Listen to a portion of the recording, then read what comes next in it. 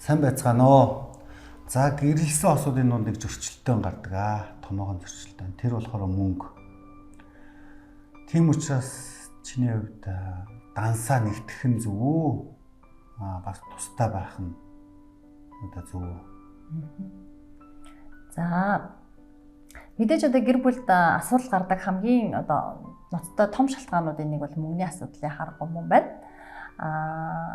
Гэрэлж явах үедээ гэрэлж байгаа хосууд маань ингээд нэг оронд те орыг хуваалцаад хэрглэж байхдаа юудөөсөө одоо боддоггүй мөртлөө дансаа ингээд одоо орлого зарлага нэгтгэх нь зөв үү те данс хамт эзэмших нь зөв үү орлогоо нэгтгэх нь зөв үү гэд ингээд аюух санаа зовж боддог гэж байгаа байхгүй. Тэгээ яагаад ингээд тэгэхээр ер нь бол ингээд энэ тал дээр те тусдаа байх нь зөв одоо хамтдаа байх нь зөв буруу гэдэг ойлголт байхгүй. Хамгийн гол нь нэгдмэл байх гэдэг дээр бол одоо маш чухал.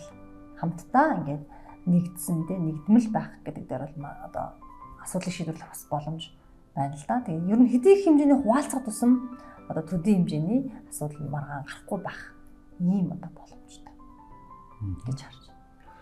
Тиймээс хамтдаа нэгдмэл зорилготой байх хэрэгтэй юм байна. Тэгээд энэ санхүүгийн тал дээр ярилц, санал нийл, зөвшөлтцгөө ёо. Ингэж барайлмаар байна.